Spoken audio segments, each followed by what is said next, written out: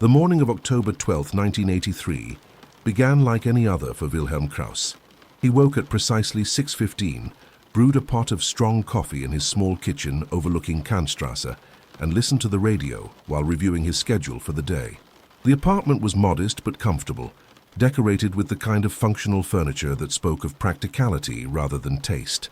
A single bookshelf held mostly technical manuals and a few worn paperbacks.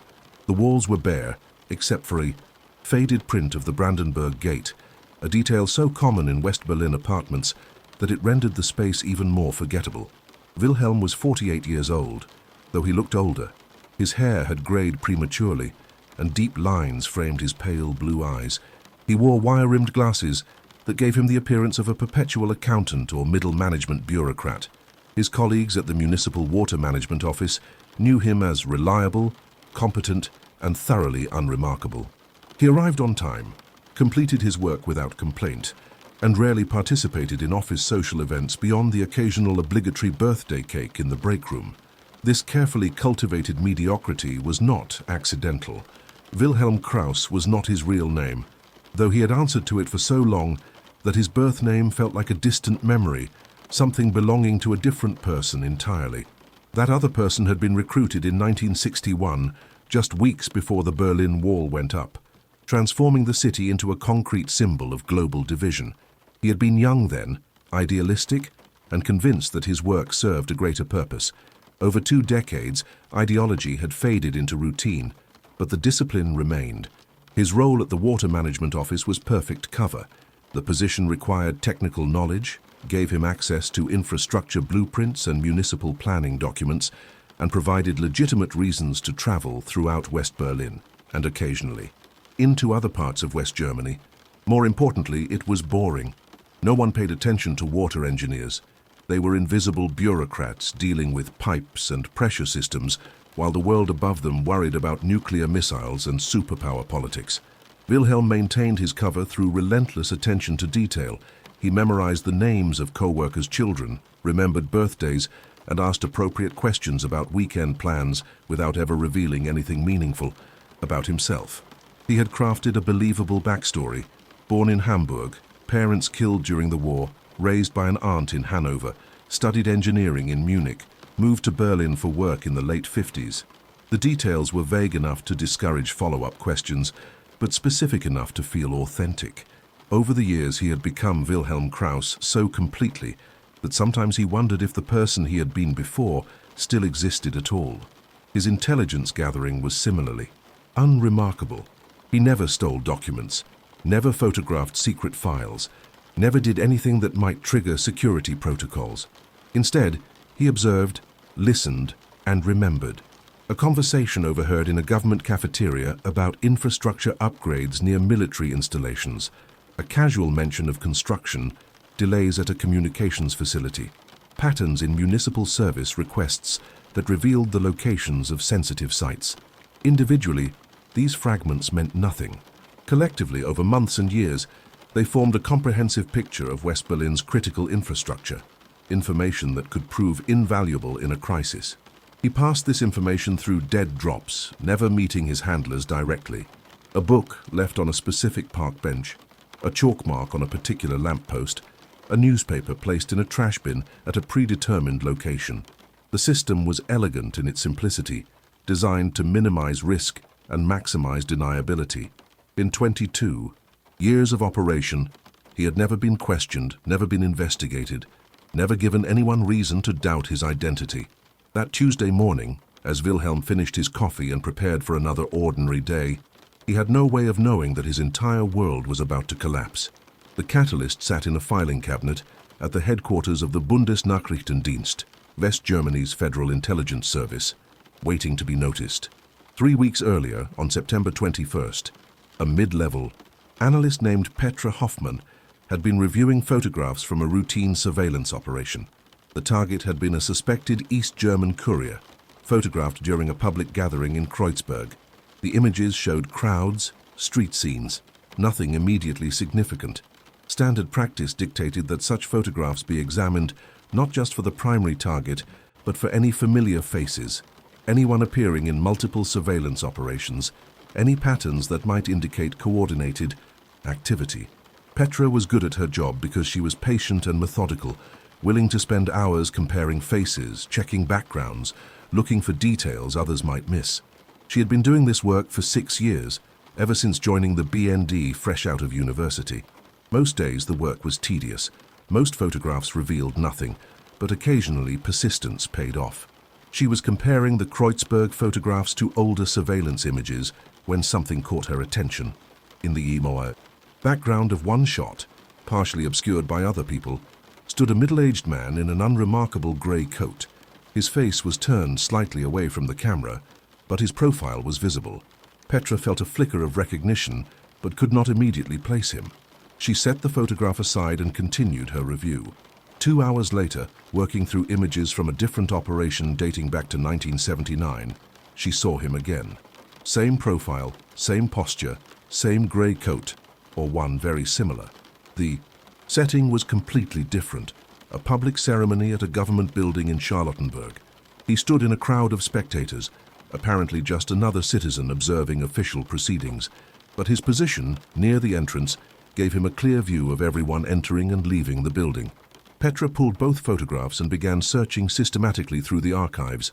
The process was painstaking, requiring her to review thousands of images, but she had learned to trust her instincts. Over the next week, she found him in 4 more photographs spanning 5 years, different locations, different contexts, but always in positions that allowed observation of government facilities, diplomatic events, or military-adjacent activities. In every image, he appeared to be doing nothing suspicious. He was simply there, part of the background, easy to overlook. What made Petra's pulse quicken was not just the pattern of appearances, but the man's behavior in the photographs. In ER, crowds people naturally look at focal points, speakers at ceremonies, performers at events, whatever has drawn them to that location. This man's gaze in every photograph, where his face was sufficiently visible, seemed directed elsewhere, at buildings, at vehicles, at people entering and exiting secure areas. He was watching, but not what he was supposed to be watching. She brought her findings to her supervisor, Franz Weber, a veteran intelligence officer who had been with the BND since its founding. Weber studied the photographs with the skeptical eye of someone who had seen countless false leads over 3 decades, but he did not dismiss Petra's observations. Instead, he approved a quiet investigation. The first step was identifying the man. Facial recognition technology in 1983 was primitive compared to what would come later, but the BND had databases of known foreign operatives, suspected agents, and persons of interest. The man's face matched no one in their files. This was not necessarily surprising. The best intelligence assets were precisely those who had never been identified. Weber assigned a small team to work with Petra. They began by trying to establish when and where each photograph had been taken, then cross-referencing those locations and dates with other available information. One photograph from 1981 showed the man near a government office building in Wilmersdorf. Municipal records indicated that a water infrastructure planning meeting had taken place in that building on the same day. Another photograph from 1980 showed him in the vicinity of a telecommunications facility in Spandau during a period when the facility had been undergoing security upgrades. The connection to water infrastructure provided a lead. The team began reviewing personnel records for municipal water management offices throughout West Berlin. They were looking for someone who matched the man's approximate age, had been employed since at least the late 1970s, and had access to infrastructure information. The list of candidates was manageable, perhaps 40 individuals across various departments. Photographs of these employees were obtained, mostly from identification badges and personnel files. The comparison was not exact. The surveillance photographs were taken at distance, often in poor lighting, and the man was skilled at keeping his face partially obscured. But one employee's photograph stood out to Petra the moment she saw it. Wilhelm Krauss, 48 years old, employed by the Charlottenburg District Water Management Office since 1962. On paper, Krauss was unremarkable to the point of being invisible. His employment record showed steady, unspectacular performance. No complaints, no commendations, no disciplinary issues. He had been promoted twice in 21 years, both times routine advancements based on seniority. His security clearance, renewed every 5 years, had never flagged any concerns. His financial record showed a modest salary, managed conservatively. He paid his taxes, had no significant debts, and lived within his means. There was nothing suspicious about Wilhelm Krauss, except that he kept appearing in photographs near sensitive locations. Weber made the decision to place Krauss under physical surveillance. This was delicate work. If Krauss was indeed a foreign intelligence asset, alerting him to scrutiny would cause him to either cease activities or flee. The surveillance had to be invisible, which meant rotating teams, maintaining distance and accepting that they would miss portions of his daily routine. For 2 weeks in early October, Wilhelm Krauss was followed. The surveillance teams documented his movements with the kind of detail that would have made him proud had he known about it. They observed his morning routine, his commute to work, his lunch habits, his evening walks. They noted that he lived alone, had no apparent romantic relationships, and maintained minimal social connections. His life appeared to be exactly what it seemed: solitary, routine, unremarkable. But the teams also noticed subtleties that only trained observers would catch. Krauss was aware of his surroundings in ways that suggested training or long habit. He regularly checked reflections in shop windows, occasionally doubled back on his route for no apparent reason, and seemed to unconsciously position himself in public spaces to maximize his view of entrances and exits. These were not necessarily signs of active tradecraft, but they were behaviors inconsistent with a man who had spent his career thinking about water pipes. On October 11th, a surveillance team followed Krauss on his evening walk through Tiergarten, one of his regular routes. The park was busy with people enjoying the autumn weather, joggers and cyclists and families walking before dinner. Krauss followed his usual path, eventually sitting on a bench near the Neue See. He remained there for approximately 20 minutes, reading a WWII newspaper. Then he stood, placed the newspaper in a trash receptacle near the bench, and continued his walk home. The surveillance team noted the behavior as potentially significant. 15 minutes after Krauss departed, an agent retrieved the newspaper from the trash. It appeared to be a normal copy of Der Tagesspiegel from that morning, already dated. There were no obvious markings, no hidden messages that the agent could detect. The newspaper was photographed, documented, and sent for analysis. Laboratory examination revealed something the field agent had missed. On page 7, in the margin beside an article about municipal budget allocations, were faint pencil marks. The marks were subtle enough to be mistaken for accidental smudges, but under magnification, they resolved into a deliberate pattern. It was a simple code, the kind that could be created and read quickly without specialized equipment. The decoded message was brief. Infrastructure audit planned, 3rd quarter. Military installations, cross-reference civilian contracts. This was the confirmation Weber needed. Wilhelm Krauss was not just in the wrong places at the wrong times. He was actively gathering and transmitting intelligence. The newspaper dead drop was classic tradecraft, low-tech and difficult to detect without specific knowledge of the system. The message itself was typical of the kind of information a long-term penetration agent would provide. Not dramatic secrets, but contextual intelligence that gained value over time. Weber faced a decision. They could arrest Krauss immediately, but that would reveal the extent of what they knew and potentially compromise ongoing investigations into his network. Alternatively, they could continue surveillance, use Krauss to identify his contacts and handlers, and potentially turn him into a double agent feeding disinformation back to his service.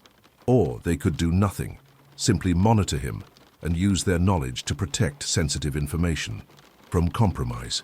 The decision was made at a level above Weber's authority. The directive came down on October 12th.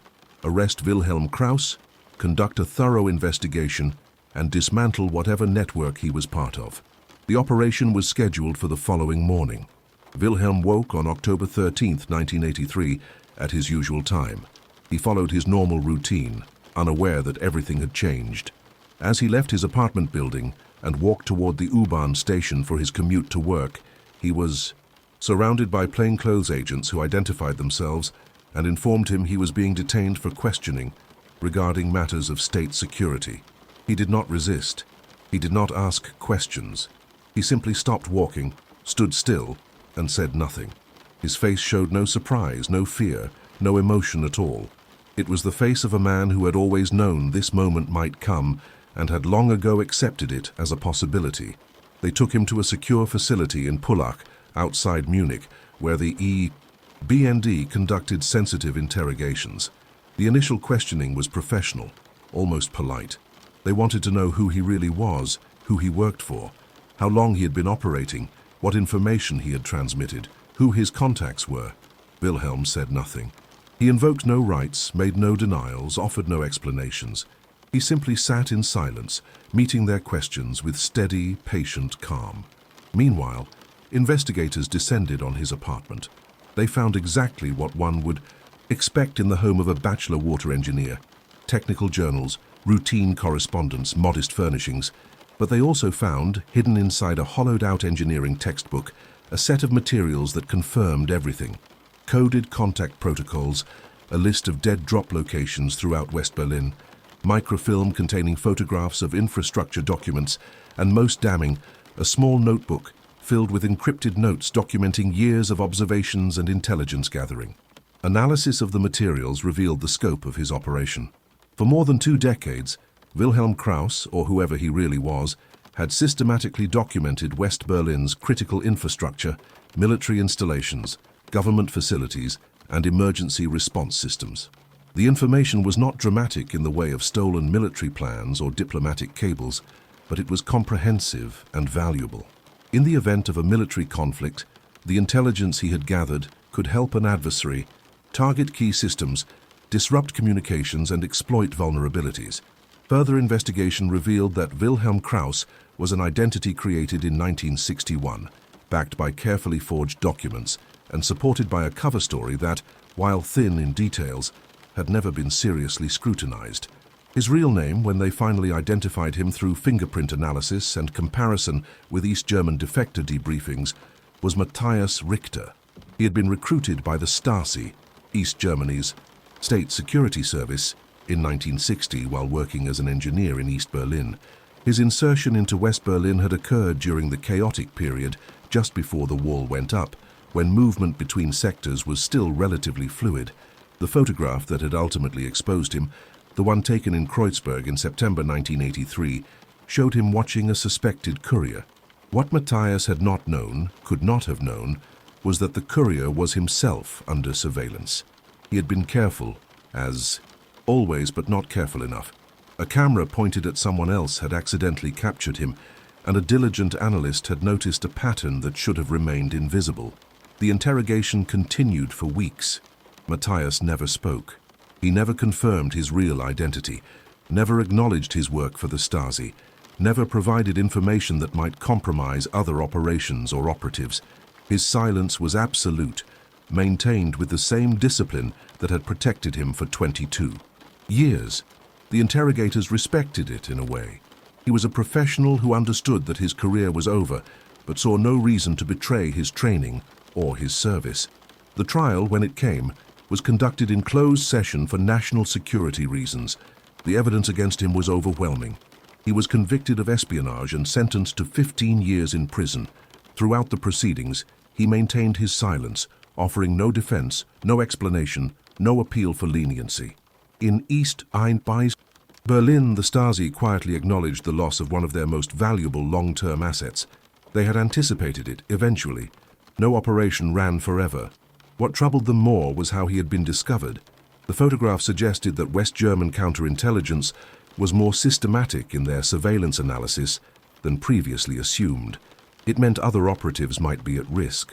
Protocols were reviewed, dead drop procedures modified, and several long-term agents were quietly extracted as a precautionary measure.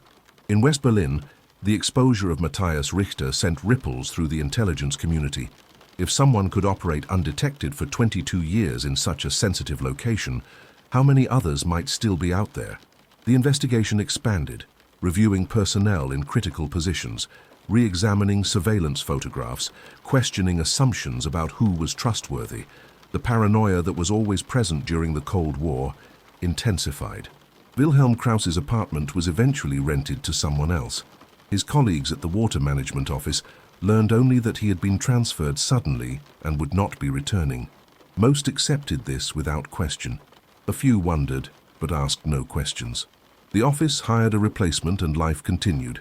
In prison, Matthias Richter maintained his routine. He woke at the same time each day, followed the schedule, caused no problems, and spoke to no one unless necessary. Guards and inmates found him unremarkable, easy to overlook. Even in confinement, his greatest skill remained invisibility. The Cold War would continue for another 6 years after his arrest.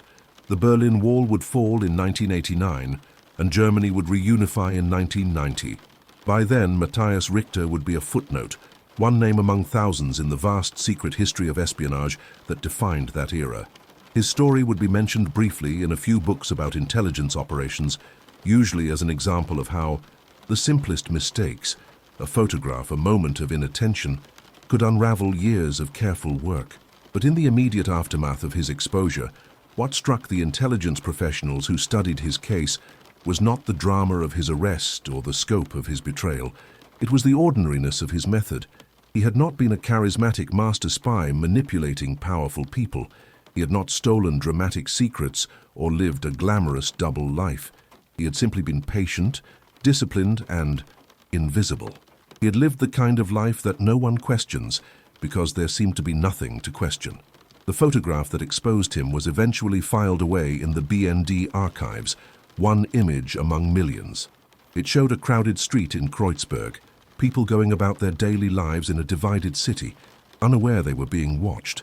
In the background, barely noticeable unless you knew to look for him, stood a middle-aged man in a grey coat. His face was partially turned away from the camera, his posture unremarkable, his presence easily overlooked. But Petra Hoffmann had looked and she had noticed, and that single moment of attention had changed everything. Years later, after the Cold War ended and many intelligence files were declassified, she would occasionally think about that photograph and wonder how many others she had missed. How many other ordinary faces in the background belonged to people who were not what they seemed. The thought was unsettling, a reminder that the world was always more complicated than it appeared, that secrets hid in plain sight, and that the most dangerous threats were often the ones that looked completely normal. Matthias Richter served 10 years of his sentence before being released in a prisoner exchange in 1993, part of the ongoing reconciliation between the former East and West Germany. He returned to what remained of East Germany, now part of a unified nation, struggling to integrate two very different systems and cultures. He disappeared into retirement, his story largely forgotten except by specialists and historians. He never gave interviews, never wrote memoirs, never sought to explain or justify what he had done. He had been a spy during a time when the world was divided, and he had done his work with professionalism and discipline. That the work had ultimately been exposed did not change what it had been. He had believed in something once, had served it faithfully, and had accepted the consequences when that service ended. The lesson of his story, if there was one, was not about ideology or loyalty or the great geopolitical struggles of the 20th century. It was simpler and more universal, that the most effective way to hide is often to be so ordinary that no one thinks to look. That discipline and patience can sustain deception for decades, and that sometimes, despite all precautions and all skill, a single overlooked detail, a photograph, a moment, a pattern noticed by someone paying attention, can expose what was meant to remain forever hidden. In the end, Wilhelm Krauss lived a normal life, exactly as planned, until a photograph revealed that nothing about him had ever been normal at all.